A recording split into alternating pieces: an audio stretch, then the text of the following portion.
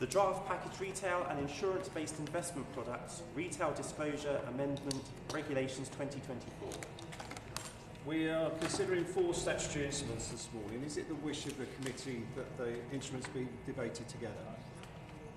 Take it from the silence that it is. So I will now call the Minister to move the first motion and speak to all the instruments. At the end of the debate, I will put the question on the first motion and then ask the Minister to move the remaining motions formally. Minister. Thank you. It's a pleasure to serve under you. I beg to move that this committee considers the Consumer Composite Investments Designated Activities Regulations 2024, and with the leave of the House, I shall also speak to the Package Retail and Insurance-Based Products, which is also known as PRIPS, Amendment Regulations 2024, Prudential Regulation of Credit Institutions, meaning of CRR Rules and Recognised Exchange Amendment Regulations 2024, and the Securitisation Amendment Number 2 Regulations 2024. The regulations that we're introducing today will ensure effective, proportionate regulation for the financial sector by laying the groundwork for wholesale reform of consumer disclosure for financial services and for effective prudential arrangements. Mr. Chair, let me first turn to the Consumer Composite Investments, or CCI, instrument. The PRIPS regulation is designed to standardise disclosure both across a wide range of financial instruments and across the EU in an attempt to improve transparency and enable comparison between products for retail investors. However, as many people in this House are aware, the regime was overly prescriptive and burdensome with the one-size-fits-all template of the Key Information Document, or KID, resulting in the presentation of misleading information to consumers of potential risks and returns.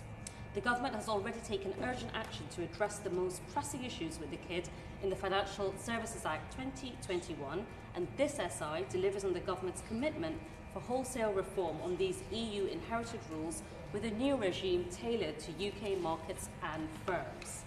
This SI provides the FCA with tailored rulemaking and enforcement powers to deliver this long call for reform and to ensure its effective implementation.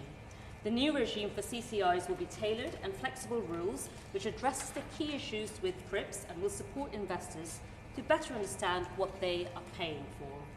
The FCA's consultation later this year will provide an opportunity for a full range of stakeholders to provide feedback on the new regime to ensure it works as intended. I will now return to the PRIPS Amendment SI. I've heard concerns from industry about PRIPS, and in particular the current disclosure requirement have had unintended consequences on the investment trust sector specifically. Listed investment trusts are a British invention dating back 150 years, which are unique to our country, representing over 30% of the FTSE 250 and predominantly invest in illiquid assets, including infrastructure projects from renewables. They play an active role in supporting the government's growth agenda. Investment trusts are a unique and well-established type of close-ended investment vehicle, and the government recognises that the prescriptive cost disclosure methodology required by the PRIPS regulation does not reflect the actual cost of investing in these close-ended funds. Industry have told us again and again that this is negatively impacting their ability to fundraise and competitiveness. Therefore, this instrument will immediately exempt listed investment trusts from the current PRIPS regulation and other relevant assimilated law as we finalise the replacement CCI regime, delivering on a key industry ask. We have already worked quickly to deliver these changes, and firms are able to take advantage of this immediately before the legislation takes place due to the FCA's regulatory forbearance. This approach is intended as an interim measure, and investment trusts will be included within the scope of the new CCI regime once in place. Recognising the pace of legislative reform can be slow, the FCA have already implemented regulatory forbearance so that firms are able to take advantage of this immediately before the instrument takes place. In the long term, investment trusts will follow bespoke and tailored rules befitting the industry, and I encourage all sides to come together to find a sensible solution under the CCI regime. Apologies to the committee, I am going on a bit. To the next one, turning to the Prudential Regulation of Credit Institutions, meaning of CRR rules and Recognised Exchange Amendment, Regulations 2024. This instrument makes two amendments. The first is a technical change supporting the implementation of Basel 3.1, the final round of bank capital reforms following the global financial crisis. Bank capital rules are contained in the Capital Requirements Regulation, part of the Assimilated Law on Financial Services.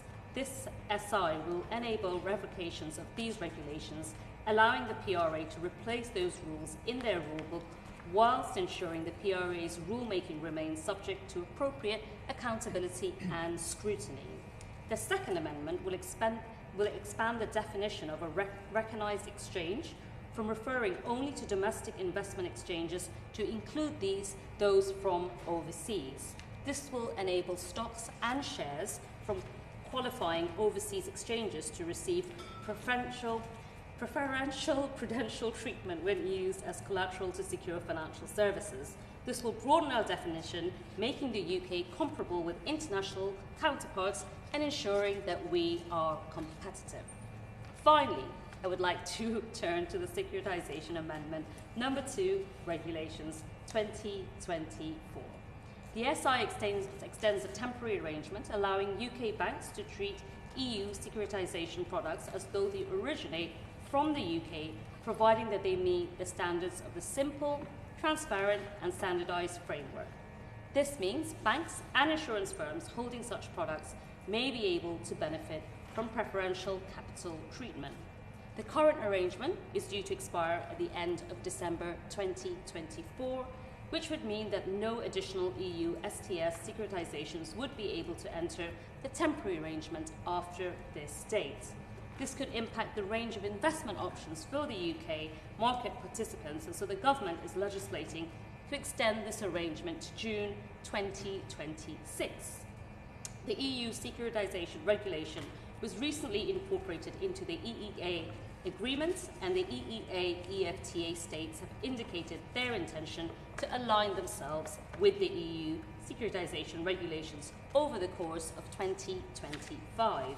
The extension granted by this instrument will allow time for the EEA-EFTA states to implement these changes and for UK authorities to make a more informed decision about the non-time limited designation of EU STS securitisation products by June 2026. In closing, these SIs will empower regulators to ensure that our financial services industry is subject to a rulebook that is fit for more purpose, more proportionate and tailored to UK markets.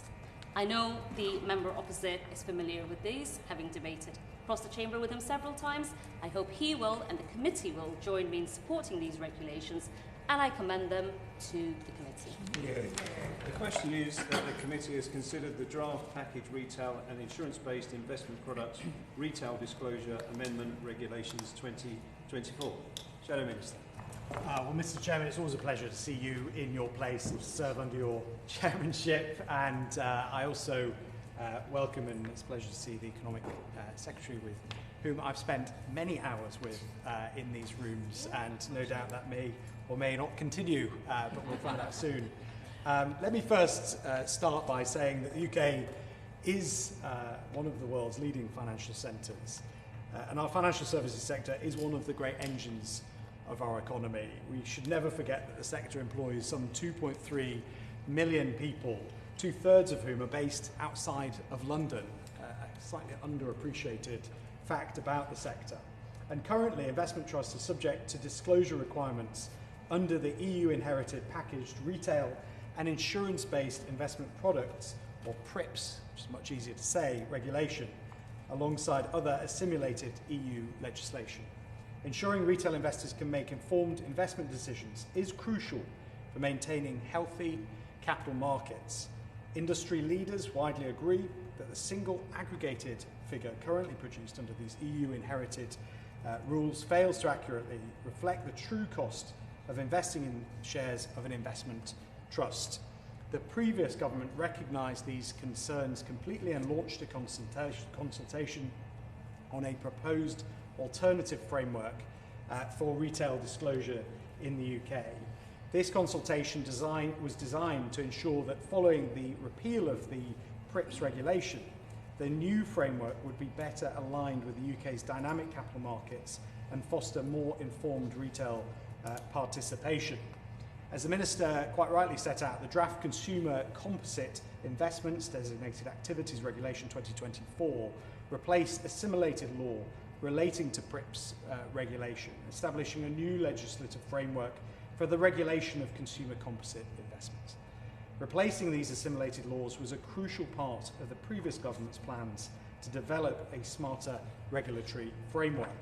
The draft Securitisation Amendment number 2 Regulations 2024 extend a temporary arrangement granting preferential prudential treatment for EU origin, simple, transparent and standardised STS securitisations, and the draft Prudential Regulation of Credit Institutions Amendment Regulations 2024 made amendments to primary legislation in connection with the revocation of by the Financial Services and Markets Act of 2023 of the UK Capital Requirements Regulation, which currently forms part of a simulated law on financial services. It's a long way of saying that His Majesty's opposition welcomes these draft regulations and hopes that they will provide listed investment companies with the long-term regulatory certainty that they need. However, I will end by saying that the financial services sector thrives on stability and predictability, and I am, have to say, deeply concerned that such certainty will be undermined by the recent autumn budget, a budget of broken promises and betrayal, though I'm happy to leave those discussions for another day. Yes, thank you. Can I start off by thanking the Shadow Minister for his support, or maybe temporary Shadow Minister for his support, and associate myself with his comments about the financial services sector. It is a success story of our country, and during the Financial Services and Markets Bill, now the Act, the Honourable Member and I talked often about how important the financial services sector is to the overall economy. I won't associate myself with the comments on the budget. I won't rise to his anything he's saying. But what I would say is that the SIs represent an important step in our approach to regulation for financial services. We want it to be proportionate, we want it to be effective, we want it to be tailored to the UK, and we want to get the best of our financial services sector. I would encourage all interested parties to engage with the FCA as they consult on the proposed CCI regime later this year, because I think it's important to hear from industry and make sure that we make regulation according to what industry will thrive on. I would like to thank all committee members for listening to me speak for quite a long time, and if they have any questions, I'm happy to answer them. So thank you to the Honourable Member, and thank you to the whips for organising us today. Thank you, Mr. Chairman. The question is that the committee has considered the first instrument. As many as are of that opinion say aye. Aye. Contrary no. I think the ayes have it. The ayes have it. The draft Consumer Composite Investments Designated Activities Regulations 2024. Minister to move formally. The question is that the committee has considered the draft Consumer Composite Investments Designated Activities Regulations 2024. As many as are of that opinion say aye. Aye. Contrary no. The ayes have it. The ayes have it. The draft Securitisation Amendment number 2 Regulations 2024. Minister to move formally. Move formally. The question is that the committee has considered the draft Securitisation Amendment number 2 Regulations 2024. As many as are of that opinion say aye. Aye. Contrary no. I think the ayes have it. The ayes have it. The draft Prudential Regulation of Credit Institutions, meaning of CRR rules and recognised exchange, Amendment Regulations 2024. Minister to move formally. Move formally. The question is that the committee has considered the draft Prudential Regulation of Credit Institutions, meaning of CRR rules and recognised exchange, Amendment Regulations 2024. As many as of that opinion say aye. Aye. Contrary no. The ayes have it. The ayes have it. Order. Order. Sound.